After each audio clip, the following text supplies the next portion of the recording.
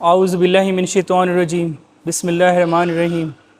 शुरू अल्लाह का नाम लेकर जो बड़ा मेहरबान नहायत रहम वाला है। रब्बि इश्रह ली सदरी व यस्सिर ली अमरी वहलुल उक़दतम मिन लिसानी यफ़क़हू क़ौली। नाज़रीन, आज हम जिस सूरत के तर्जुमा और तफसीर के मुतालिक बात करेंगे वो कुरान की सूरह अल-तकासुर है। ये मक्की सूरतों में से है और ये कुरान की सूरह नंबर 1 से 2 है। तो आइए इसका मुताला करते हैं। अल-हाकुमुत तकासुर, ज़ियादती की चाहत ने तुम्हें गाफिल कर दिया। हत्ता ज़ुरतुमुल मकाबिर, इस हद तक गाफिल कर दिया कि तुमने कब्रों का मुंह देख लिया। कल्ला सौफ़ तालमून, हरगिज़ नहीं तुम अनकरीब मालूम कर लोगे। सुम्मा कल्ला सौफ़ तालमून, हरगिज़ नहीं फिर तुम्हें जल्द ही इसका इल्म हो जाएगा। कल्ला लौ तालमूना इल्मल यकीन, और हरगिज़ नहीं तुम यकीनी तौर पर इस चीज़ को जान लोगे। ला तरावन्नल जहीम, तो बेशक तुम जहन्नुम को देख लोगे। सुम्मा ला तरावन्नहा ऐनल यकीन, फिर तुम इसको ज़रूर देख लोगे यकीन की आँख से। सुम्मा ला तसअलुन्ना यौमइज़िन अनिन नईम, फिर तुमसे इस दिन नेमत के बारे में ज़रूर पूछा जाएगा। अल-हाकुमुत तकासुर, ज़ियादती की चाहत ने तुम्हें गाफिल कर दिया। तकासुर लफ्ज़ कौसर से निकला है जिसके मायने कसरत के हैं।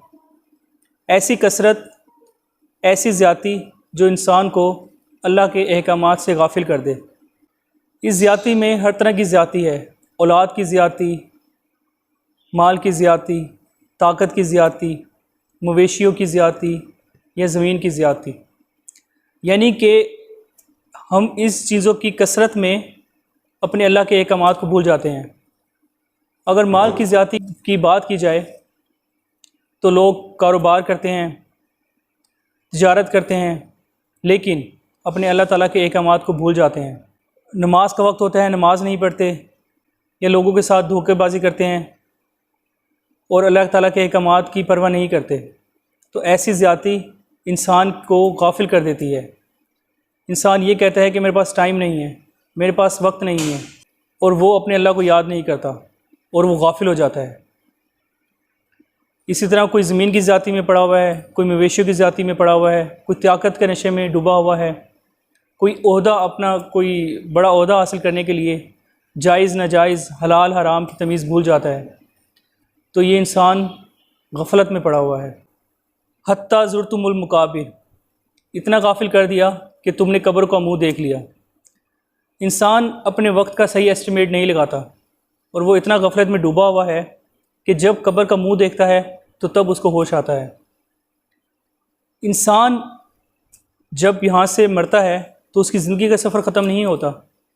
बज़ाहिर तौर पर दुनिया में वो मर चुका है, लेकिन जैसे ही यहाँ उसकी आँख बंद होती है तो दूसरी जगह उसकी आँख खुल जाती है। ये एक पर्दा है, इसमें सिर्फ़ एक लम्हा है। वो लम्हा कभी भी आ सकता है। मौत, जवानी, बुढ़ापा नहीं देखती, मौत कभी भी आ जाती है। और जैसे ही मौत आती है तो ये पर्दा हट जाता है।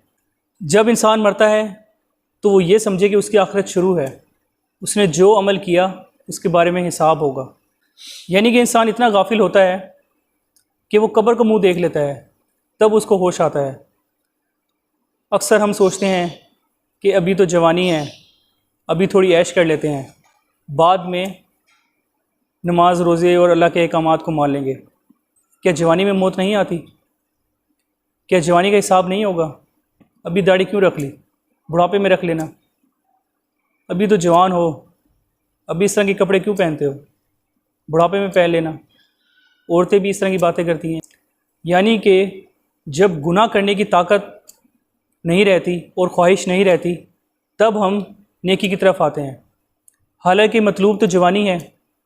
जिस तरह हम जानते हैं कि कब्र में 3 क्वेश्चन होंगे और आखिरत में 5 क्वेश्चन होंगे, और अल्लाह ताला के सामने जब हम उन सवालों का जवाब देंगे तो हमारे पैर जम जाएंगे और पत्थर के हो जाएंगे और हम हिल नहीं पाएंगे जब तक उन सवालों का जवाब ना दें। उनमें फ़र्स्ट 2 क्वेश्चन, जो सेकंड क्वेश्चन है वो बहुत अजीब है। फ़र्स्ट क्वेश्चन कि उम्र कहाँ गुजारी, सेकंड क्वेश्चन जवानी कहाँ गुजारी। हालांकि देखा जाए तो उम्र में जवानी आती है, जवानी भी उम्र का हिस्सा है, लेकिन उसके मुतालिक अलग से सवाल होगा। इससे हमें इस बात का अंदाज़ा होता है कि जवानी मतलूब है कि जब हम में गुनाह करने की ताकत और ख्वाहिश भी होती है, तो तब हम अपने नफ्स पर कंट्रोल कर कर नेकी की तरफ आएँ। कल्ला सौफ तालमून, हरगिज़ नहीं, तुम अनकरीब मालूम कर लोगे। जैसे ही इंसान को मौत आती है तो उसको सब मालूम हो जाता है कि उसने क्या किया और अब उसके साथ क्या होने वाला है। हम कहते हैं कि दुनिया में ऐश कर लें। ऐश का लफ्ज़ अरबी से आया है जिसका मतलब है जो दिल चाहे। तो इंसान जितना भी कुछ कर ले दुनिया में ऐश नहीं कर सकता। असल ऐश वही है जो आखिरत में है। सूरत अल-कारिया में है ईशतुर राज़िया, यानी कि उनको हर वो चीज़ दी जाएगी जो उनका दिल चाहे।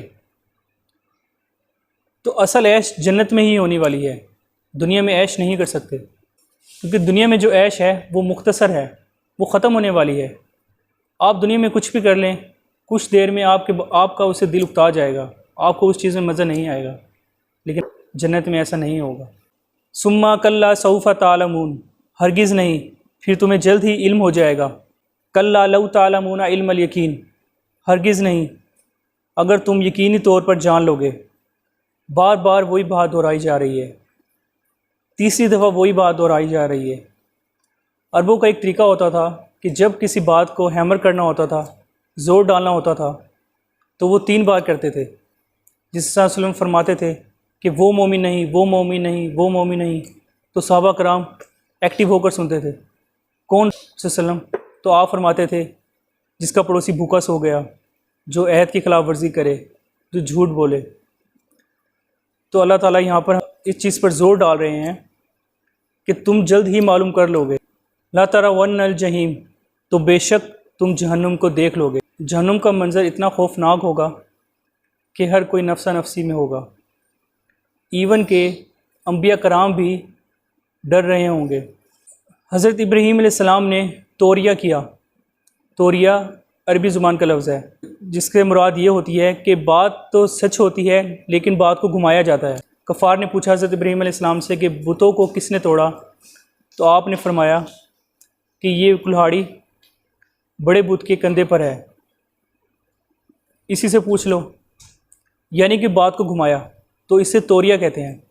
तो इब्राहीम अलैहिस्सलाम डर रहे होंगे कि मेरी इस बात पे पकड़ ना हो जाए, हालांकि वो बात जायज़ थी, इसमें हिकमत थी। हज़रत नूह अलैहिस्सलाम इस बात पर डर रहे होंगे कि मैंने अपनी उम्मत को बद्दुआ की, हालांकि वो बद्दुआ भी जायज़ थी और अल्लाह ताला ने वो बद्दुआ कबूल की और इस पर उस कौम पर अज़ाब आया। बेशक तुम जहन्नुम को देख लोगे, से मुराद ये भी है कि क़यामत के रोज़ हर शख्स जहन्नुम को देखेगा, उसको जहन्नुम दिखाई जाएगी। जो जन्नती होगा वो भी जहन्नुम को देखेगा, जो दोज़खी होगा वो भी जहन्नुम को देखेगा, लेकिन जहन्नुम को देखेगा ज़रूर। सुम्मा ला तरवन्नहा ऐनल यकीन, फिर तुम इसे यकीनी आँखों से देख लोगे। ये यकीनी आँख क्या है? अगर आज से 100 साल पहले हमें कोई कहे कि एक जहाज़ होता है, उसमें आप बैठकर सफ़र कर सकते हैं, या कोई शख्स देहात में रहता हो और उसने कभी सफ़र ना किया हो, उसको कोई शख्स अमेरिका से आकर बताए कि हमारे यहाँ तो एक मंजिला इमारत होती है, वहाँ पर 100 मंजिला इमारत होती है, तो वो पहले तो यकीन नहीं करेगा, और अगर यकीन कर भी लेगा तो वो सिर्फ़ अपनी इमेजिनेशन में जो वो इमेज कर सकता है वो सोच लेगा। लेकिन जब वो बज़ाते ख़ुद वहाँ जाएगा और उस चीज़ को देखेगा तो वो ख़ुद अपनी यकीनी आँखों से इसको देखेगा और उस पर यकीन करेगा। तो यकीनी आँखें यानी हमारी अपनी आँखें, हम अपनी इन्हीं आँखों से जो हम इमेजिनेशन कर रहे हैं कि जहन्नुम, वो हम ख़ुद अपनी इन्हीं यकीनी आँखों से देख लेंगे। अल्लाह ताला फरमाते हैं कि तुम ज़रूर इसको अपनी यकीनी आँखों से देख लोगे। सुम्मा ला तसअलुना यौम आज़िन आनि नईम, इस रोज़ ज़रूर तुम अपनी नेमतों के बारे में पूछे जाओगे। अल्लाह ताला ने इंसान को बहुत सी नेमतें दी हैं, उस नेमतों के बारे में सवाल होने वाला है।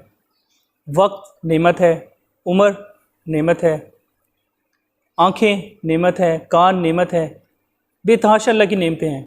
लेकिन इंसान है कि एक छोटी सी नेमत छिन जाने से ना शुक्र उतर करने लग जाता है। नेमत तो सेहत भी है। इंसान खाने पीने की चीज़ों में नेमत की बड़ी बेहुरमती करता है। इस्लाम तो हमें ये सिखाता है कि अगर खाने पीने की चीज़ गिर जाए तो अगर वो गंदगी में ना गिरी हो तो उसको उठाकर खा लो, लेकिन हमने ये अजीब रिवाज बना लिया है कि खाना ज़ाया करते हैं।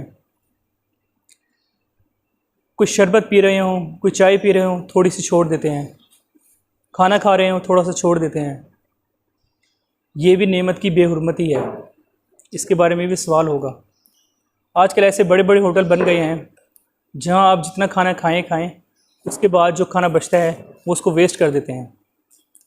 तो ये भी नेमत की बेहुरमती है। आपको चाहिए कि वो आप खाना पैक करवाएं और किसी गरीब भूखे को दे दें,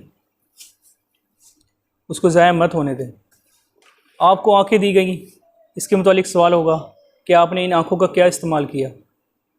बसारत दी गई, समात दी गई, इस नेमत का क्या इस्तेमाल किया।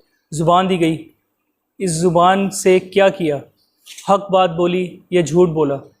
तो हर नेमत के बारे में सवाल होगा। तो हमें चाहिए कि अल्लाह की नेमतों का शुक्र अदा करें और हर नेमत का सही इस्तेमाल करें। हमेशा अपने से नीचे वालों को देखें। आप कभी गवर्नमेंट हॉस्पिटल में चले जाएं, आप ख़ुद ब खुद शुक्र करेंगे कि लोग कितनी बीमारियों में, कितनी चीज़ों में मुब्तला हैं, मैं तो बहुत अच्छा हूँ। अगर किसी का एक हाथ नहीं है तो उस शख्स को देखें जिसके दो हाथ नहीं हैं। अगर आप की एक आँख नहीं है तो उसको देखो कि जिसकी बिनाई ही नहीं है, जो दुनिया को देख ही नहीं सकता। तो हर हाल में अल्लाह का शुक्र अदा करें। अल्लाह ताला हमें कुरान मजीद पढ़ने की, इसको समझने की और इस पर अमल करने की तौफीक नसीब फरमाए। आमीन।